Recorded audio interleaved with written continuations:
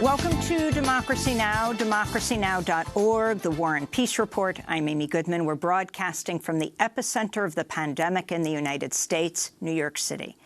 The worldwide death toll from the coronavirus pandemic has topped 83,000, with the United States now the most impacted country in the world, with more than 1,900 U.S. fatalities reported in just the last 24 hours. Here in New York, Governor Andrew Cuomo reported 731 people died of COVID-19 since Monday, New York's highest one-day death toll so far. But the true toll is likely far higher, with New York City's fire department reporting about 130 people per day are dying in their homes, most of them of suspected COVID-19. Those deaths remain uncounted in official statistics. This is New York paramedic Anthony Almojera. Yesterday, I worked 16 hours, and I had 13 cardiac arrests. That's a lot of death. Most of us are pretty good about handling death. You know, it's the nature of the job. We kind of roll with it, but nothing like this for anyone. About 500 New York City Fire Department workers have tested positive for COVID-19. About 20% of New York police officers are currently out sick.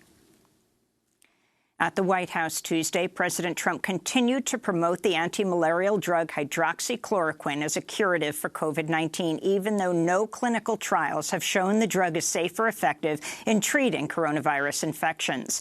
The New York Times reports Trump could personally profit if drug sales increase because he owns a small financial interest in a French company that makes hydroxychloroquine. Trump also lashed out at the World Health Organization, calling the WHO very China-centric, threatening to cut off U.S. support for the UN Public Health Agency. We're going to put a hold on money spent to the WHO. We're going to put a very powerful hold on it, and we're going to see. Minutes later, during the same news conference, President Trump denied he'd announced a freeze on U.S. funding to the WHO. Is the time to freeze funding to the WHO during a pandemic? No, maybe not. I mean, I'm not saying I'm going to do it, but we're going to look at it. You did say that. We give a tremendous... No, I didn't. I said we're going to look at it. We're going to investigate it. We're going to look at it. In other White House news, Stephanie Grisham is out as White House press secretary after 9 months on the job, during which she held no news briefings. Her replacement is Kaylee McInerney, a frequent guest on Fox News, longtime birther who's promoted the racist conspiracy theory that Barack Obama was not born in the United States. This is McInerney speaking on the since-canceled Trish Regan show on Fox News in February. We will not see diseases like the coronavirus come here. We will not see terrorism come here. And isn't that refreshing when contrasting it with the awful presidency of President Obama? President Trump has ousted acting Pentagon Inspector General Glenn Fine, who'd been tapped to oversee the $2.2 trillion coronavirus relief package. This comes just days after Trump announced he would ignore a key oversight provision in the bill that would have increased congressional oversight of how the bailout money is spent. In related news, the Treasury Department is seeking an additional $250 billion for small business loans. The original fund approved by Congress is already running out of money. In China, an 11-week lockdown has ended in the city of Wuhan, where the COVID-19 pandemic began. For the first time since January, residents have been allowed to leave their homes without special authorization. Highways have reopened. Flights and trains have resumed. China credits the unprecedented lockdown on the metropolis of 11 million people with containing the outbreak. China says 3,300 people died in the country from COVID-19, but China's faced accusations of covering up the true death toll. European Union finance ministers met for 16 hours Tuesday, but failed to reach agreement on what would have been a €500 billion stimulus package to combat the economic freefall caused by the coronavirus. In France, the death toll from the pandemic has topped 10,000. In Spain, the number of reported deaths has risen for a second day, bringing the nation's death toll to nearly 15,000. Meanwhile, on Tuesday, Britain announced a new record of 800 254 people had died from the outbreak over the previous 24 hours. New studies show Britain will likely become the hardest-hit nation in Europe by the outbreak. This comes as British Prime Minister Boris Johnson spent a second night in intensive care from COVID complications. In Libya, 6 medical workers were injured Monday as anti-government forces loyal to renegade military commander Khalifa Haftar fired missiles into a hospital in Tripoli, one of the only facilities able to treat coronavirus patients in Libya's capital region. In Senegal, former U.S.-backed Chadian dictator Hissène Habré has been granted 2 months' leave from prison to prevent him from contracting COVID-19. Habré is serving a life term for crimes against humanity after he ordered the deaths of an estimated 40,000 people during his 8 years in power in the 1980s. The International Labour Organization predicts the coronavirus pandemic could wipe out the equivalent of 195 million jobs around the world. Already, the UN agency says 4 out of 5 working people worldwide have been affected by COVID-19. Back in the United States, 2 nurses at the Hudson County Jail in New Jersey have died of coronavirus, with more than 60 others at the jail testing positive. In San Francisco, protesters encircled the headquarters of U.S. Citizenship and Immigration Services in their cars, demanding that officials expedite the release of people held in immigration jails. Valeria Suarez of the California Immigrant Youth Justice Alliance read a letter from prisoners at the Mesa Verde ICE Processing Center. Detention is a death sentence because this pandemic requires social distancing, and that is impossible in this environment. All it takes is one person to have the virus, and we will all be infected in this petri dish. We request and demand that you give us parole, bond, or pardon, so that we may return to our families, especially during this pandemic, and the strain we could have on an already stressed medical system.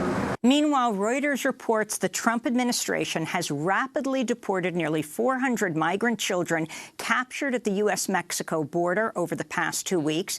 The children are among some 7,000 asylum seekers who've been expelled to Mexico since March 21st, when President Trump suspended standard immigration proceedings in order to speed up deportations. In Wisconsin, thousands of voters braved a statewide remain-at-home order Tuesday and queued in long lines to cast ballots after the state Supreme Court blocked Democratic Governor Tony Evers' ruling to delay the election until June. In Milwaukee, home to Wisconsin's largest African-American community, just 5 of the city's usual 180 voting sites were open Tuesday. Videos on social media showed lines of people, most of them 6 feet apart and wearing masks, lined up for up to 2.5 hours to cast ballots. Wisconsin's Republican State Assembly Speaker Robin Vos defended his support for in-person voting during a deadly pandemic. Vos spoke to the Milwaukee Journey-Sentinel at a polling place in Burlington, Wisconsin, where he wore a surgical mask, gloves, and hospital gown, more personal protective equipment than many healthcare workers have access to. Everybody is here safe. They have very minimal exposure. Actually, there's less exposure here than you would get if you went to the grocery store or you went to Walmart or you did any of the many things we have to do to live in the state of Wisconsin. Results from Tuesday's chaotic Wisconsin primary election are not expected until next Monday, April 13th. Democratic presidential frontrunner Joe Biden told CNN Tuesday in-person voting never should have happened. Well, my gut is that we shouldn't have had the election in the first place, the in-person election. It should have been all mail ballots in. It should have been moved in the way that 5 other states have done it. Biden's comment came just 5 days after he said Wisconsin officials should proceed with in-person voting. This is Joe Biden speaking last Thursday. Having people walk into a polling booth with accurate spacing to 6 to 10 feet apart, one at a time, going in and have machines scrubbed down. Biden previously supported in-person voting during March 17th primaries in Illinois, Florida, and Arizona. After headlines, we'll go to Wisconsin for more on what the Milwaukee Journal-Sentinel called the most undemocratic election in the state's history. In Florida, hundreds of people lined up in long lines Tuesday to receive paper applications for unemployment benefits after an online portal crashed and customer service representatives were mostly unreachable by phone. At one site in a Miami suburb, TV channel WPLG captured chaotic scenes of people packed tightly together, jostling to push to the front of the line to receive an application. More than 500,000 Floridians have filed for unemployment benefits since March 15th. Florida confirmed nearly 1,000 new COVID-19 cases Tuesday and reported 13 new deaths from the disease, bringing the state's official death toll to nearly 300.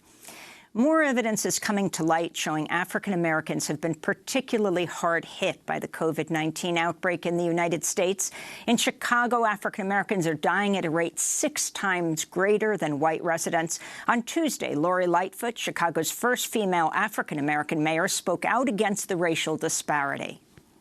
We must understand the magnitude of the impact of this virus on all of our communities, and it is up to the healthcare providers who are on the front lines not to skip over the boxes that provide us with the demographic information that's essential for us to understand the impact on Black and brown communities. You must do this, and we will order it to happen.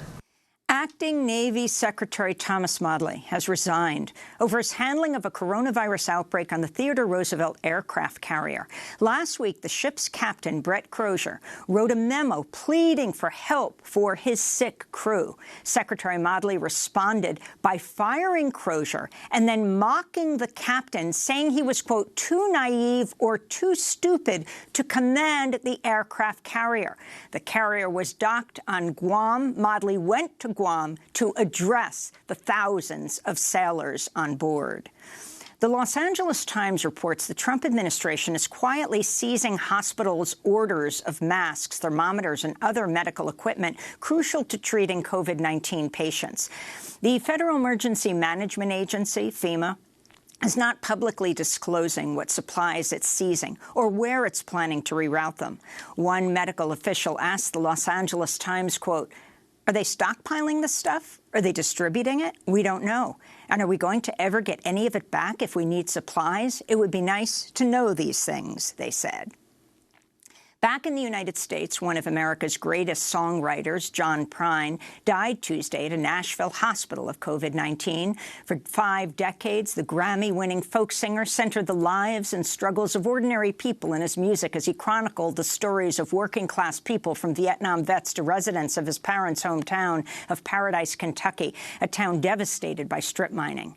John Prine was 73 years old. The celebrated music producer Hal Willner has died at the age of 64 after experiencing symptoms consistent with COVID-19. He was the longtime music supervisor at Saturday Night Live. He was 64 years old.